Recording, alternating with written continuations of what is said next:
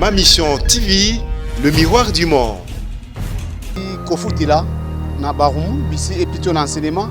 Les alliés sièges qui ont des conabiso moko dans la biso na INC à Longwa, mais yé a comment ya Moïse Katoum, né avec siège néwana et c'est biso tout dans le pangouna. Il faut pas que tu mal le réseaux sociaux. Tout ça ils ont formé les réseaux sociaux. Ngana pote réseaux sociaux. Depuis caméra bakangaye na biloko ba réseaux sociaux. Oh, ndeko caméra ibi 400 millions de dollars, caméra détournée 220 millions de dollars. Caméra ibi 15 millions. Mais nous sommes bakangela caméra ata pas vraiment monde yango ezati. Procès avec un procès moko politique, les procès moko diabolique. Il ne faut pas attendre sur les plans judiciaires. Il met là éviter caméra liberté provisoire. Oh ba connait éviter caméra diaboliquement. Il faut il y a grande naissance à Gombe. Ndeto fundi bango que non, ba balolé ba ko sanctionner bango. Et puis sur les 7, il faut ça la maman la marche à Mobangé. Parce que les 24 la marche de Salama, il y a une marche et l'association. Là, va camérisser. Mais le 7 août, ils ont marché à partir de l'organisation. Alors, puis comme toi, motocycliste. Nous avons structuré dans 4 INC, et c'est un abissionné, c'est un Koyamba. Bah, structure union sur le Sambo Colombe. Voilà qui ancien député à INC, à comment on a ngambé. Il y a un Kolo Pango, un enseignement. Sambo Colombe, à boy, ils ont fait à l'Opango, tous un bon hôtel, tout quel on a été, il y a non guerre. On a la même situation, même infraction de Covid et tout consort. Bah qu'on en a qui est 3 ans, mais bah faut pas dire bana mboka ba ko sambela ndeko platinaire. Et platinaire ba tu quoi quitter. Bon, vite quand même pourquoi ba pas passer ba faut pas sambela. Ma Mission TV, le miroir du monde. Bonjour mesdames et messieurs, nga bino gloire bosobe autrement dit bosoba lo ba benga petit peuple mikolo yo. Journaliste et investigation, je suis quittera partout pour nous rendre l'information. So bo moninga awa lelo botala na simananga eza drapeau ya INC. Mais ya INC wapi ya Barumbu. Ili kambweza nini? Na vandi nungu ba ebisingai INC babwaki bango libanda na balaba na obazalaki nango sur l'avenue enseignement na face ya Stade de Martyrs. Nabité mambaboué et ko sala maboté il faut na comme sur place. Na vérifier qu'est-ce qui se passe. Na koma wana na kuti porte au Kangama. Bureau eza au Kangama. Na luka baza batongo bazalaka baza wapi na bengi ndeko Douglas obino so boyebi to sala na émission ayebisinga ke non azande na oya Barumbu. Na kuta ye wana. Yango to kiti pona koluka information. Est-ce que za ya solo babwaki bango libanda? Point d'interrogation. Deuxièmement, tout ce qui se passe dans le pays. Bangom to bazo diriger cash. Bangom to baza na pouvoir. Ce qui est non makambo loba mi a bien été ça m'a bien été za bango ba lobela makambo donc actualité c'est belé o esengi to lobela ma restez branchés na bino tozo kende sans plus tarder tout le monde naye papa Douglas bonjour Bonjour ndeko peuple. En tout cas merci pour na royamba petit peuple et puis qu'on dit ma ko invitation na biso pour na to salon interview d'abord to kota maman on a vif ya sujet na biso qu'est-ce qui se passe bozala lisusu kuna te babwaki bino libanda pour na nini lopango ya bato nde bokangaki na makasi toni. Non merci ndeko petit peuple pour la maintenant na yo na on a éclaircir opinion nationale et internationale tozala ki kofutila na Barum bisi et plutôt l'enseignement les alliés sièges qui ont ndeko na biso moko dans la biso na INC à Longwa mais yé a comment ngamu ya Moïse Katoum né avec siège néwana et c'est biso to bana lopango na to zangi mo ko futela te to zangi pe misolo pete ezaki ndende ko boy to futela ngata lopango na ndé apesa biso prévu to bima ndé to mebisi quand to mettre depuis avant-hier et puis to des sièges musu déjà bientôt comme on a ngaka na kata enseignement biso za bato to ngaka des autres territoires ta kimio tant on tabone loko na to za nyongo na ete to ne ko futa mbolo lenge esengeli ndé ko Sambo Colombe wala ki ancien député à INC a comment na ngambo yenda zaki mukolo lopango wana mukolo lopango o enseignement Sambo Colombe boy biso to futa lopango na to zangi mbongo te to kela nyongo na ete yemo ka bige non qu'il para ba ko siège ya ndeko Moïse bisikana ndeto bisikana to kela nyongo na ete yeni ça ministre azama député azama conseil ata biso ya camériste to ko zanga info futa landa c'est pas ça donc Sambo Colombe nde a boy to fana na kata lopango wana yemo ko siège ya partenaire bisikana ou be ya ensemble siège ensemble ndeto bimwana a bonne déforme to kela nyongo na ete. Est-ce que zate ki no papa to msupe ba ngolo ba o ba lembani ko futa banda président koti prison ba futa lisu ndako te yango moni atombuki po ba futa ndako te alobela bango to zana mbongo te pona nini yango abimisi bino libanda ndeko na petit peuple INC azana 26 fédéraux na ba fédération nyonso so okei okuta ba siège à parti ezali donc INC azana 25 fédération na ville ya Kinshasa, plutôt 28 fédérations. Ceux qui na ville ya Kinshasa au coup de siège nyonso ezali. Tozangi mbongo te yinsa ba ministre, azana ba conseiller, azana vice gouverneur, azana même na ba députés nationaux. Donc yinsa koza mbongo te et puis biso ba camérise.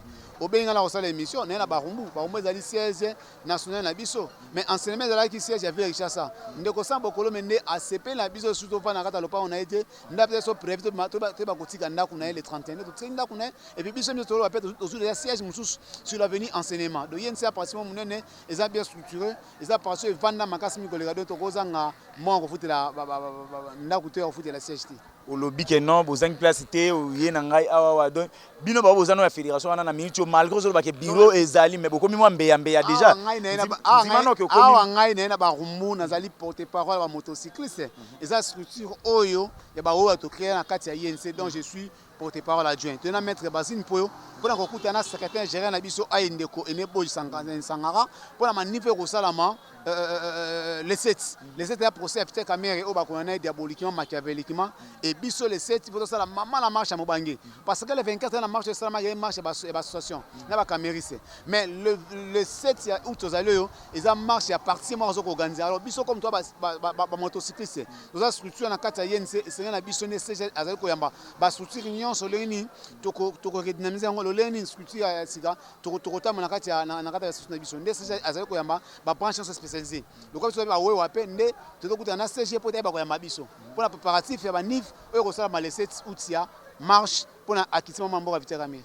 Bino pe bokumna ba we anzo biso so toyebi ke no ba we ba mingi bazalaka ya mopanzi wana sikoyo bino pe bondi bo bebisani non soko ke na banunu okuta ba bazalaka te ba la monga bazali papa de bazali kashi bazali mais INC da partir bien structuré nous avons structuré ba wewa on ne connaît maître Basine Poyo to innover le rata yense la rata yense ça 10 ans mais biso ndeko bazi to c'est peut-être créer eloko wana loko la président a la pouvoir ya ko former ba ko pesa structure mo ba ko former e ba ko foncer sur le statut na biso ne biso to senga pe président na biso ay ba ko pesa structure na pe e comme structure spécialisée ndenge jeunesse ezali ndenge ba mama ezali ndenge recrutement ezali ndenge mobilisation ezali ne c'est la propagande c'est la propagande électorale ezali na kata passer biso pe ndenge pe structure motocycle pe e comme la passer le ligne po ezali à force à partir pour en 2023 pour en 2028 éthique la ndenge papier okata à créer structure recrutement et implantation na village ça est à niveau national.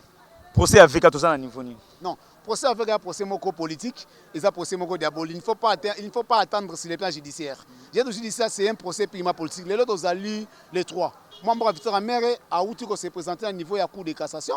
N'a pas avocat naé pour être la liberté provisoire. Tout le monde qui est avocat, oh, pimela Victor Amere liberté provisoire. Oh, bah qu'on a Victor Amere diaboliquement. Au niveau il y a grande naissance, il y a grande naissance à Gombe. N'est au fond du bango que non, bah il va ko sanctionner bango parce que qu'on soit liberté, qu'on soit liberté d'un droit constitutionnel. Mais l'avocat va couper sa biso liberté provisoire. Ne Victor Camère, l'avocat les deux, les trois, tout une cour de cassation, qu'on soit liberté provisoire, moi n'amboka Victor Camère. Et les 7, oh, il y a 5 autres ali, Victor Camère a consommé à niveau appel, parce que le moment que juge va connaître Victor Camère, va démontrer qu'il biso droité, va démontrer biso va preuve culpabilité, au Camère a détourné un bon. Il y a un bandé là, comme solo, parce que bah 3 ans bon ils ont Jamal. Jamal reconnaît avoir reçu 67 millions. Qu'est-ce que l'État effectivement dans la banque centrale le gouverneur de la banque a décaissé 67 millions dans compte de Samibo. Or le Samibo la personne qui gère ça c'est Ndeko Jamal. Jamal a transféré mon compte c'est un collaborateur na mboka Luxembourg principalement na Turquie. Bisika mo te ba démontrer parce que non mon Jamal a joué contrepartie à Tina Victor Camère. Donc aussi pour perdre espoir que caméra non caméra ça quand on le dit que ça procès politique donc aussi pour perdre espoir. On dit que caméra du matin. On dit procès politique. C'est comme Nelson Mandela en Afrique du Sud.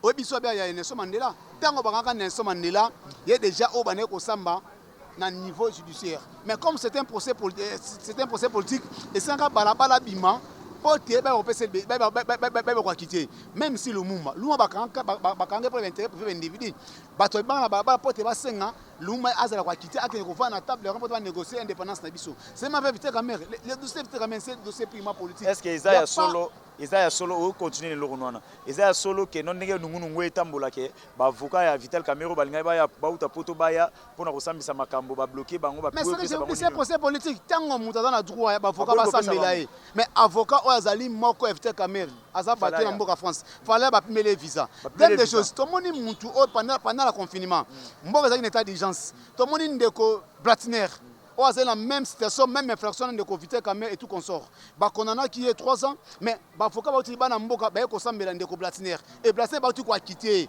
Vital Kamerhe, pourquoi va pas passer Bafoka, Basambela? Vital Kamerhe, pourquoi va pas passer liberté provisoire, Basambela? Et Vital Kamerhe va aller plus loin. Il y a condamné 20 ans plus 10 ans, il y a éligibilité. Mais on a procès 100 jours, et les gens vont condamner 3 ans, 5 ans. Mais les gens vont quitter. Donc c'est un procès purement politique. Sur le plan judiciaire, il n'y a pas de preuve d'équipabilité au Kamerhe et Belambon. Or, en matière pénale, il y a des traces et des traçabilités. Tout le monde a des traces au Kamerhe et Belambon. Tout le monde a des traces qui démontrer que non, que Kamerhe, bon, on appelle ça Jamal, et Jamal a tourné à Tout le monde est en côté. Il n'y a pas un maître sans cadavre balobaka. Crime et salami. Il faut démontrer que Mouta Bomaki Moutou. Mouta crime et salami, ouais, bazar, crime et salamaki. En tout cas, Ndeko Douglas. Moi nungu ebimi bino bato bozana bokonzi ke ba désarmer mutu wana ke ba kendeki ko désarmer o ba lingi donc depuis wana ezokende ka bino makambo wana bozomonela ndengi ndeko petit peu il faut pas kokota maloko ba réseaux sociaux tout ça eza ba formule ba réseaux sociaux ngana pota ba réseaux sociaux depuis Kamerhe bakangaye na biloko ba réseaux sociaux oh ndeko Kamerhe a ibi 400 millions de dollars Kamerhe a détourné 220 millions de dollars Kamerhe a ibi 15 millions mais nyonso bakangela Kamerhe ata pas vraiment monde yango ezate ba ko désarmer Kabila est-ce que Kabila za injem suna na tingakati moi je ne crois pas Kabila za ancien président Kabila za na constitution la biso ba vota mibeko o EPC puis il faut essayer pouvoir que non il faut pas ko sécuriser. Il n'y a pas, il a même soutenu pour désarmer. À ma position, je sais que non. Baza Kosala, audit. Baza combien de soldats dans l'armée na biso. Ndelo baza Kosala na kati ya mbongo na biso ya ngwana. Mais dit que non baza désarmer de Kabila, ils a biloko lokuta, ils a biloko ils ont réseaux sociaux, ils a formol. Au bande de information baza ko beta biloko ya lokuta. Donc Kabila za ancien président, aza na droit ya la police et ba ko sécuriser même si ndeko so Félix Antoine Tshisekedi. Attends on a pouvoir après 2028 2023 et ça n'a pas il est pas côté à la droit au bachelor Kabila donc et ça droit pour l'ancien président très sénateur envié Kabila côté comme ministre Kabila côté comme ta bourgmestre donc il est ancien président à Israël comme ancien président comme sénateur le gouvernement prendre en charge donc to ya dollar papa na ngai to la likaraboé gouverneur à lobby pour tout surtout kabou dollar 15 ni na auto ça la constant na tamboli ba commune belé okuta 16 17 18 20 donc ils ont banati bino ba impression na yo par rapport ya ni wana au monitango offre demande des belé offre la muke tant le lot dollar ekiti c'est tout à fait normal ceux qui va payer belé même Afrique ba la dollar té et ça biso mo valoriser dollar makas ko min koleka franc congolais or franc congolais mbongo na biso mo ya mboka à l'époque ils avaient même likolo ya dollar. Mais le lot de dollar est qui coup de chapeau. Tout le monde y a un moni comme 16 500. Il faut changer. Bon, ça changer en 15 000, bon, ça changer 17 000. Maintenant, on a posté dollar qui t'appelle billet, on peut ça et qui c'est pas dire dollar et qui mais billet qui na stade douana et au sabiso pas 6 000 dollars qui est là pour l'intérêt général de la population. Parce que bah toi foutre la banda, bah ça kokemba, ko foutre minefa ba en classe, tout ça kokemba, mais nyon so qui là pour la population et bah ko bénéficier na eloko wana. Rentrée scolaire, bah pour ça. Est-ce que pour moi que nous est normal, votre courage, vous déclarer que nous année blanche. Le communitant va lobby rentrée scolaire les 3. Mais pas pousser on le 10, mais il faut pas déconfiner ba bâtiment wana. Tout ça mon PPO ezali ya malade. Ce que là on mboka mso ba paya, et mikila poto au moins mwana moko, ba ça y la caserne bien protégé à sa kotanga. Mais biso sikoyo, to tanga ba semso ya 200 élèves 5 élèves, 150 élèves, le roi va dans la 6e. Et ça va défecter la classe sur le bâtiment, pour te bonne déforme. Il y a un monde qui va repousser le 10 et classe Rosonga, et puis classe là niveau terminal. Mais les 7 là pour ça, on va ramener mon colo. Veka Kosamba, mon colo biso to kubana balabala, et on doit sensibiliser tout le monde que les 7 encore marche. Les 7 ça maman la marche parce que les 24 qui marchent eux salamaka ya association, ils marchent eux sama ba caméris, mais les 7 ils ali marche ya mon colo oyo biso parti. certains général ayemé boji na ba surtout nyonso ya parasine côté mananzela pour te ba non état de droit aux alliés à deux poids deux mesures non état de droit aux alliés que c'est ma caméra pour ça ba vite caméra non to sanga akiti maman vite caméra après laisser moi peut ba rozala akiti. En tout cas, merci.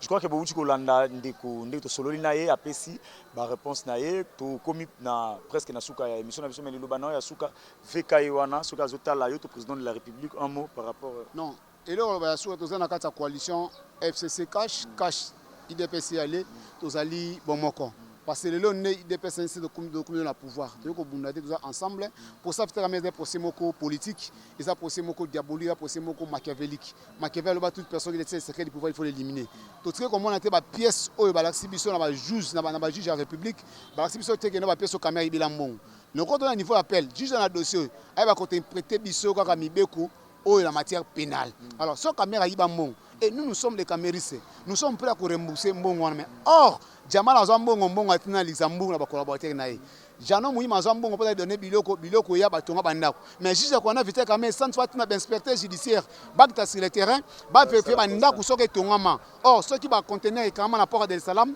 na port à l'Obito na port à Mombasa asa le konté de ba kona vite quand même pour l'intérêt ya ben individu to moni ba doit une infraction même Jamal et tout consort Blatiner ba tout quoi quitter mais vite quand même avocat ba ko ça mais ba vite quand même ba PC avocat quand même ba viser ba ko ça pourquoi c'est un procès purement politique donc ça politique nous comme les politiciens il faut ça mener ça dans un angle politique au centre sur là pour éviter la meilleure barozala à quitter numéro de téléphone plus 743 84 380 25 63 plus 743 84 380 25 63. Ben merci ngawa bino Gloire Bosobe o ba benga petit peuple na kitaki na INC pourquoi ndenge bino mo boyokaki o ba bengani bango kuna yango to yekoluka information bino mo bolandi information ndenge bozui yango to komi na suka Volding Tuka Bibika Pinga bande konyoso to tozana bango je crois que non to tikala kaka numéro na ngwana na ba des écrans komelanga e kozala malamu po to monana na tiki bino pona mokona lelo to kutani à la prochaine ciao.